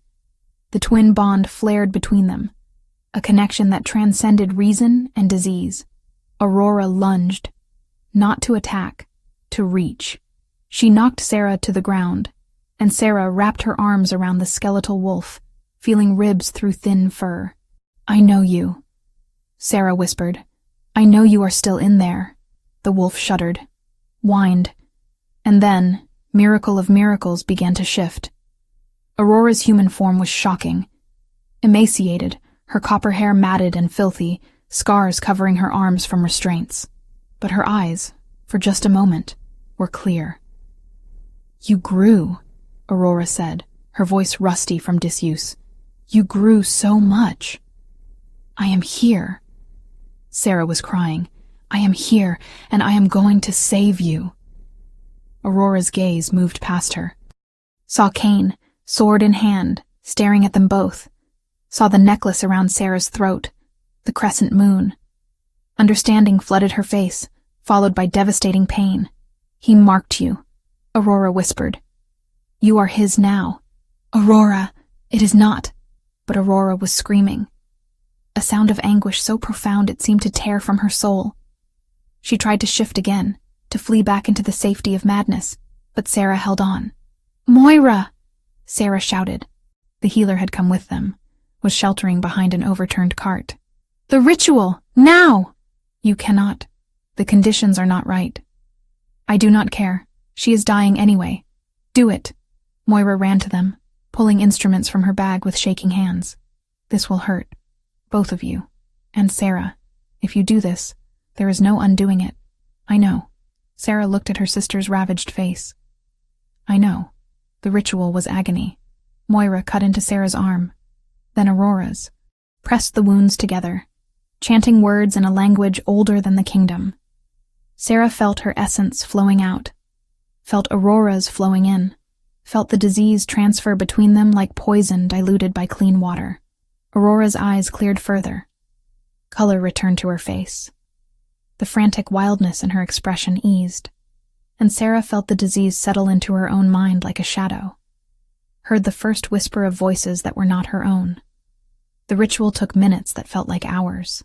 When Moira finally bound their arms with clean cloth, separating them, both twins were gasping. Around them, the battle had ended. Kane's forces had won. The mercenaries were dead or captured. And in the sudden quiet, Sarah and Aurora sat in the bloodied courtyard, changed forever. Aurora looked at her with eyes that saw, that knew. "Why?" "Because you are my sister, and I will not lose you again." Kane approached slowly, sheathing his sword. He looked between them, seeing the change in Aurora, seeing the cost Sarah had paid. When he spoke, his voice was rough. "Get them both inside. Treat their wounds. And someone find whoever hired those mercenaries. I want them in chains by sunset." As guards helped them to their feet, Sarah felt the disease settling deeper. 6 months, Moira had said. But looking at Aurora standing upright for the first time in years, seeing clarity in her eyes, Sarah thought perhaps it was worth it, even if it meant she would eventually end up in the same cell Aurora had just escaped. Chapter 7. mending what was broken. The healers declared Aurora stabilized 3 days after the ritual. Sarah watched from the doorway as Moira examined her sister in one of the Celestial Wing's recovery rooms, now cleaned and repaired after the battle. Aurora sat upright on the bed, actually sat instead of lying comatose or pacing in wolf form. Her copper hair had been washed and braided. Color had returned to her cheeks. When Moira asked her questions, Aurora answered in full sentences. "Do you know where you are? The Celestial Wing, the place I have been for 5 years. Do you know who I am? Moira, Royal Healer. You tried to help me before." Aurora's voice was steady, but Sarah heard the tremor underneath. "Before I forgot how to be human." Moira made notes, nodding. "The transfusion worked better than I dared hope. You are in stage 2 now. Not cured, but manageable. You will have episodes, moments when the disease flares. But with proper treatment, you should maintain lucidity most of the time." Aurora's hands twisted in the blanket. "And Sarah? Also stage 2. She carries what you carried, divided equally between you." Moira's expression was kind but honest. "You both will live with this for the rest of your lives. But you will live." After Moira left, Sarah stepped into the room. Aurora looked up, and something complicated passed across her face. Not quite welcome, not quite resentment. Something between. "You should not have done it," Aurora said quietly. Sarah sat in the chair beside the bed. "I could not let you die. I was already dead. Had been for years. You should have saved yourself. You are my sister. I am a stranger wearing your sister's face." Aurora's voice was bitter. "I do not remember half my life. The girl you knew died when the disease took her. What came back is just pieces." Sarah reached for Aurora's hand. Her sister flinched but did not pull away. "Then we will gather the pieces together, relearn each other." Aurora's eyes filled with tears. "He is your mate now. I saw the necklace. I heard how he said your name. Aurora. I do not blame you." The words came out rushed, desperate. "I saw his face when he looked at you. Even through the madness, I saw it. He loves you. Really loves you. Not the memory of who I was. You. I did not mean to. I know." Aurora squeezed her hand. "Then let go. But it still hurts, knowing I am so easily replaced." "You were never replaced." Sarah's voice was fierce. "What Kane felt for you was real. What he feels for me is different. Separate. You do not have to forgive me for the mate bond, but please believe that I did not take what was yours. The moon goddess made her choice." Aurora was silent for a long moment. Then, "I asked him to let me go." "Did he tell you that?" "In my last moments of clarity before they brought me here, I begged him not to force himself to love someone who was disappearing." He cried. I had never seen him cry before. Sarah felt her throat tighten. "He is a good man." Aurora continued softly. "He tried everything to save me. Spent a fortune. Consulted every healer. And when nothing worked, when I asked him to stop, he honored that. Even though it destroyed him." She met Sarah's eyes. "Do not punish him for loving you. He has punished himself enough for losing me." The battle at the Celestial Wing had ended in total victory for Kane's forces. All 20 mercenaries were dead or captured. Under interrogation, conducted by Torin with brutal efficiency, they confessed everything. Aldous, Brennan, and Godfrey had hired them. The plan had been to execute Aurora publicly, declare Kane unfit for protecting a mad Omega, and install Godfrey's son as the new Alpha King. The 3 counselors were arrested within hours of Kane's return to the capital. Their trial was swift, the evidence overwhelming. They were stripped of titles, lands, and honor, then exiled to the harshest territories on the kingdom's edge. "A fate worse than execution," Torin said. Death would have been mercy. Corvain, the Celestial Wing's director, was brought before Kane in chains. Sarah watched from her place beside the throne as the nervous man knelt, trembling. "You aided them," Kane said, his voice cold. "Gave them information about Aurora's condition. Told them when the guards would be fewest. They threatened my family, Your Majesty." Corvain's voice shook. "My wife, my daughters.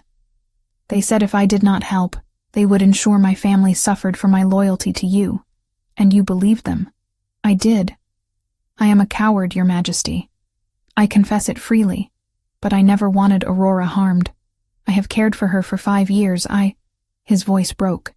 I thought if I gave them small things, harmless information, they would leave my family alone. I did not know they would attack. Cain studied him for a long moment. Then, you will continue to direct the Celestial Wing. But you will implement reforms. This place will no longer be a prison for those society finds inconvenient. It will be a true healing facility. Families will be allowed to visit. Patients will be treated with dignity. And you will answer directly to me. One more failure, one more moment of cowardice, and exile will be the kindest thing I do to you. Am I clear? Corvain's relief was palpable. Yes, Your Majesty. Thank you, Your Majesty. 3 months passed in careful healing. Sarah and Aurora were given separate wings of the castle. Close, but not overlapping. They took meals together sometimes, walked the gardens when both felt strong. The disease manifested in small ways. Sarah lost time once, woke to find she had spent 2 hours drawing crescent moons on parchment. Aurora had an episode where she shifted involuntarily, her wolf form appearing for terrifying seconds before she wrestled back control. But Moira was always there. The herbs helped. The new moon rituals, ancient ceremonies that strengthened the mind's grip on reality, helped more. Slowly, both twins found a rhythm. The relationship between them was complex. There were days when Aurora could barely look at Sarah without pain in her eyes. Days when Sarah felt crushing guilt for having what her sister had lost. But there were also good days. Days when they sat together, and Aurora told stories of the court before her illness. Days when Sarah shared memories of their childhood that Aurora had forgotten. Cain visited them both equally. With Aurora, he was gentle, respectful, treating her like something precious but fragile. With Sarah, he was different. There was heat in his glances, want that he tried and failed to hide, but he never pushed, never demanded. The turning point came 3 months after the ritual. Aurora had been lucid for 3 days straight, the longest stretch since her illness began. On the 3rd evening, she came to Sarah's rooms and asked to speak privately. They sat by the fire, cups of spiced wine warming their hands.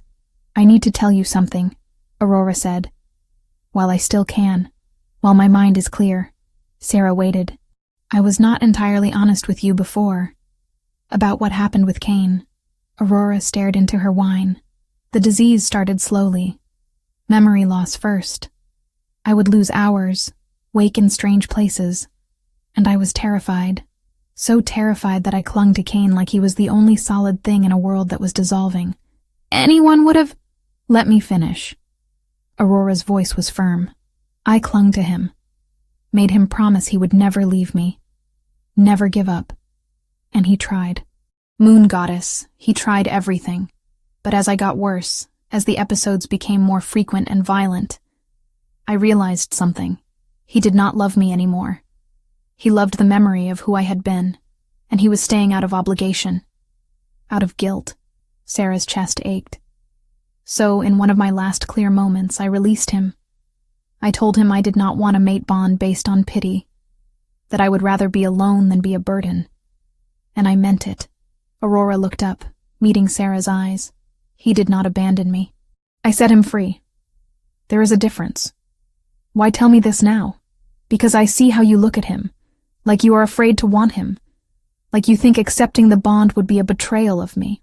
Aurora reached across, took her hand. It would not be. Sarah, you saved my life. You gave up your own health to bring me back from madness.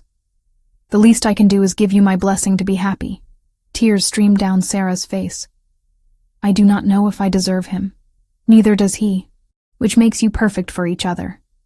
Aurora smiled, sad but genuine. Love him. Let him love you. Do not waste time on guilt that serves no one. That night, Sarah went to Cain. She found him in his private study, surrounded by maps and reports. He looked up when she entered, surprise and something warmer crossing his face. Sarah, is everything...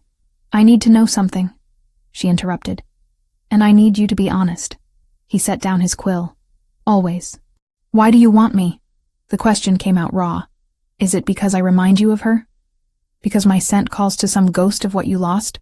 Kane stood, came around the desk. At first, yes. Your scent was identical to hers. It pulled at memories I had tried to bury. But Sarah? He stopped in front of her, close but not touching. You are nothing like Aurora. You challenge me, fight me.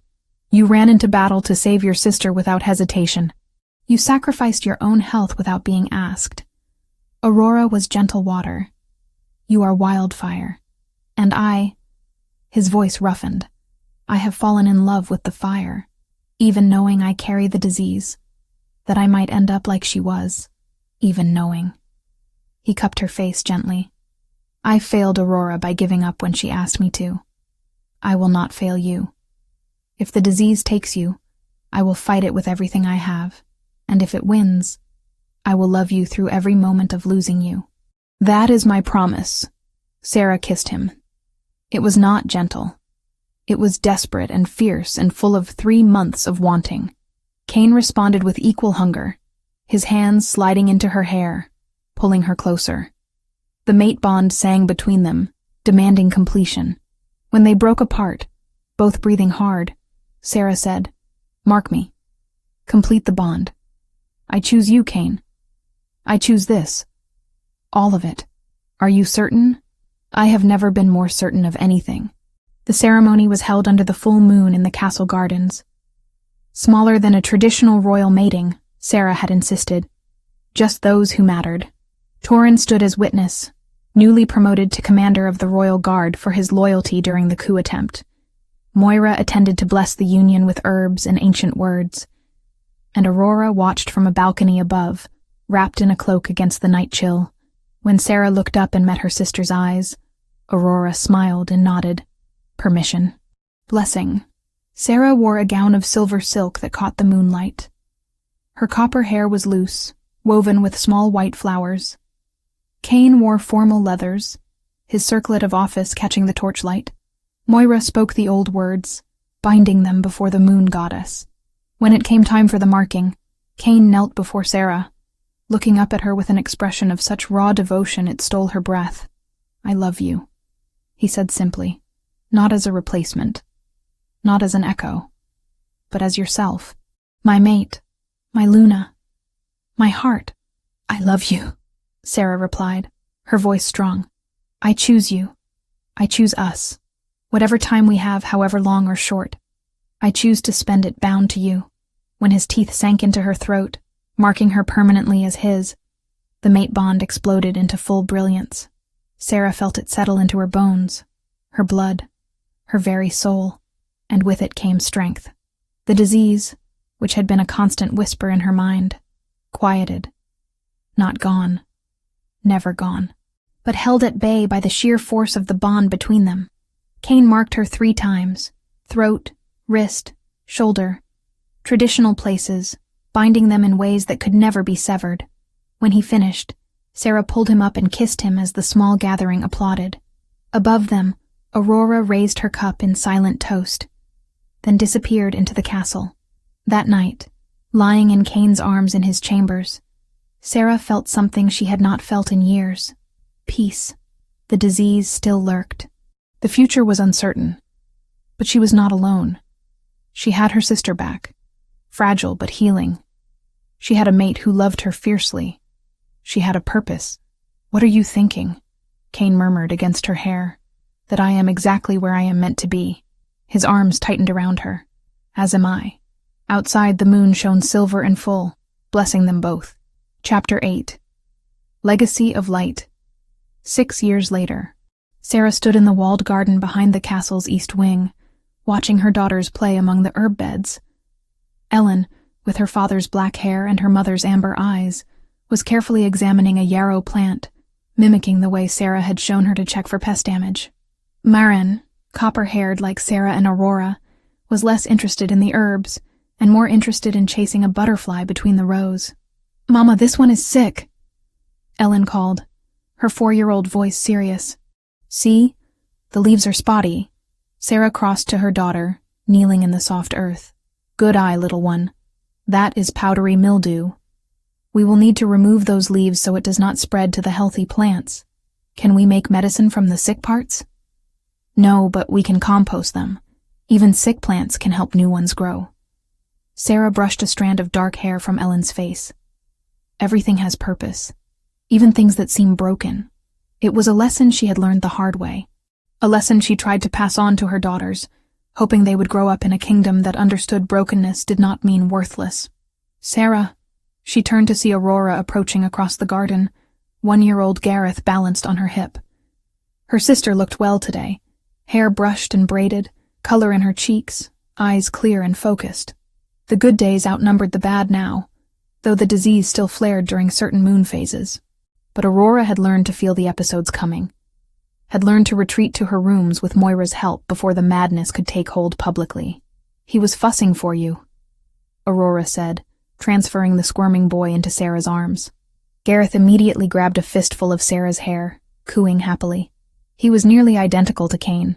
The same gray eyes, the same stubborn set to his jaw even at this young age. Thank you for watching him. Sarah kissed her son's forehead, breathing in his sweet baby scent. How are you feeling? Stable, lucid. The rituals last night helped. Aurora settled onto the stone bench that overlooked the garden, watching Marin finally catch her butterfly only to immediately release it. I had a thought this morning. A clear one, not a voice or a vision. That is worth celebrating. Sarah sat beside her sister, adjusting Gareth on her lap. 6 years of living with the disease had taught them both to mark the victories, however small. A week without episodes. A month of clarity. Each one a gift. Do you remember the day of the transfusion? Aurora asked suddenly. When I first saw you clearly after years of madness? Every detail. I was so angry. Angry that you had condemned yourself to save me. Angry that Cain had chosen you. Angry that I had lost years I could never recover. Aurora's voice was soft, reflective. But now, sitting here watching your daughters play, watching you be the Luna I could never have been, I realized something. We saved each other that day. Not just you saving me. Both of us. Sarah reached for her sister's hand. How do you mean? You gave me back my life. Partial. Imperfect. But mine. And I. Aurora squeezed her fingers. I gave you permission to be happy without guilt. To love Cain without feeling like you stole something. We needed each other to be whole. The twin bond hummed between them, stronger now than it had ever been before the disease. Sharing the illness had created a connection deeper than blood. They could sense each other's episodes coming, could ground each other when the voices started, could be each other's anchor when reality became slippery. The council meeting tomorrow, Sarah said. Are you ready? Aurora had become something unexpected in the years since her recovery. Cain had appointed her as his official advisor on matters concerning mental illness among shifters. Her experience, her survival, had given her insight no one else possessed. She advocated for reforms, for better treatment facilities, for removing the stigma that had nearly killed her. Under her guidance, the Celestial Wing had transformed from a prison into a true healing center. Corvain, terrified of failing Cain again, had implemented every suggestion Aurora made. Families could visit their sick loved ones. Patients were treated with dignity and compassion. The new moon rituals that helped Aurora and Sarah were taught to others suffering from lunar dissociation. I am ready, Aurora said. We have 3 new cases this month. All young, all terrified. I want to expand the treatment program to include family counseling. Help them understand that this disease does not have to be a death sentence. Sarah felt pride swell in her chest. Her sister had taken the worst thing that ever happened to her and transformed it into something that helped others. That was courage beyond measure. Mama, Marin ran up, grass-stained and breathless. Can Aunt Aurora tell us about the wolves? The ones in the north? Aurora smiled, and it reached her eyes. Something that had taken years to happen naturally again. Which story? The white wolves of the mountain passes? Or the silver wolves of the frozen lakes? Both. As Aurora began weaving a tale for the girls, her voice animated and clear, Sarah watched and marveled. This was not the future she had imagined 6 years ago. Not when she was fleeing through the forest, not when she was kneeling in that temple drawing portraits in the dirt. but it was better than anything she could have designed. Footsteps on the garden path made her look up. Cain appeared, freshly washed from training, but still wearing his practice leathers. His hair was damp, his beard trimmed short as always. When his eyes found hers, they still held that heat that made the mate bond thrum. 6 years of marriage had not dulled what they felt for each other. If anything, it had deepened. They had weathered Sarah's episodes together, the times when she lost hours, when the voices commanded her to do strange things. Cain had learned to recognize the signs before she did, would take her to Moira or help her through the rituals himself, and on the worst days, when Sarah was convinced she was losing herself permanently, he would hold her and remind her who she was. "The girls are terrorizing your herbs again," he said, settling onto the bench beside her. Gareth immediately reached for him, and Cain took his son with practiced ease. "They are learning. There is a difference. Ellen asked me this morning if we could turn the western courtyard into a treatment garden, full of healing plants." He chuckled. "She is 4 and already planning improvements to the castle. She takes after her father. She takes after her mother." Cain leaned over, kissed Sarah's temple. The casual affection still made her heart skip. Speaking of which, Torin sent word. He and Sila will join us for dinner. They want to discuss the new training protocols for the guard. Torin had found his mate 3 years ago, a fierce beta warrior named Sila, who gave orders as effectively as she took them. Their son, now 2, was already showing signs of becoming as formidable as his parents. Torin commanded an expanded guard that was loyal to Cain absolutely, the memory of the coup attempt still fresh in everyone's mind. The 3 traitor counselors had been exiled to the harsh northern territories, where survival required constant work and offered no comfort. Reports said Aldous had died within the first year. Brennan and Godfrey still lived, barely, in conditions that made execution seem merciful by comparison. Their lands had been redistributed to families who had lost members in their attempted coup. "Sarah," Aurora's voice pulled her attention back. Her sister had finished the story and was watching her with an expression Sarah had learned to recognize. "News. Important news. What is it?" "A messenger arrived this morning. From the Eastern Kingdoms. They have a case. Triplets. All showing early signs of lunar dissociation. The youngest is only 12. Their family is desperate, has heard of the treatments we developed here." Aurora paused. "They are asking for help. Specifically, for us." Sarah felt something stir in her chest. The network she had built over the past 6 years, support systems for Omegas with hereditary diseases, training programs for healers, distribution of treatment protocols, had spread beyond their kingdom's borders. Other realms had begun reaching out, seeking knowledge and assistance. "Triplets," she said slowly. "That is rare. The transfusion ritual would need to be modified. Moira thinks it is possible, but it would require both of us, our combined experience." Aurora met her eyes. "It would mean traveling. 2 weeks there, at least a month treating them, 2 weeks back, nearly 2 months away from home." Sarah looked at her daughters, both now climbing on Cain like he was a tree meant for the purpose. Looked at Gareth, who had fallen asleep against his father's chest. 2 months away from them felt impossible, but then she thought of 3 children, 12 years old or younger, terrified as their minds began to fracture. Thought of their family watching helplessly, not knowing that help existed. "I would go," she said quietly. Cain's hand found hers. "I know you would. And I would not stop you." He looked at Aurora. "You would both go?" "If Sarah agrees, yes. We are stronger together." The triplets would benefit from seeing 2 people who survived this disease, who learned to thrive despite it. "Then you have my blessing." Cain's voice was steady, though Sarah felt the mate bond tighten slightly. His worry, his reluctance to be parted from her. "But not alone. Torin and Sila will accompany you, full guard detail.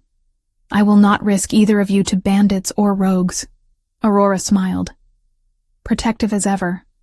You are my sister by mating law, and Sarah is my heart. Forgive me for wanting to keep you both safe." They stayed in the garden as the afternoon stretched toward evening, watching the girls play, passing Gareth between them when he woke fussy and needed multiple people's attention. This was life now. Not perfect. Sarah still had episodes.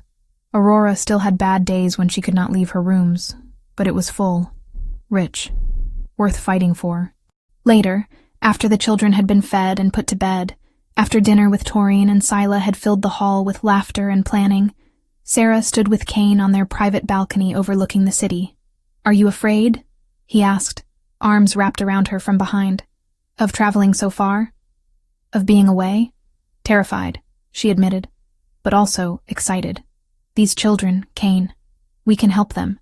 We can give them years they might not have otherwise. How can I not go?" "You cannot. It is who you are." He turned her to face him.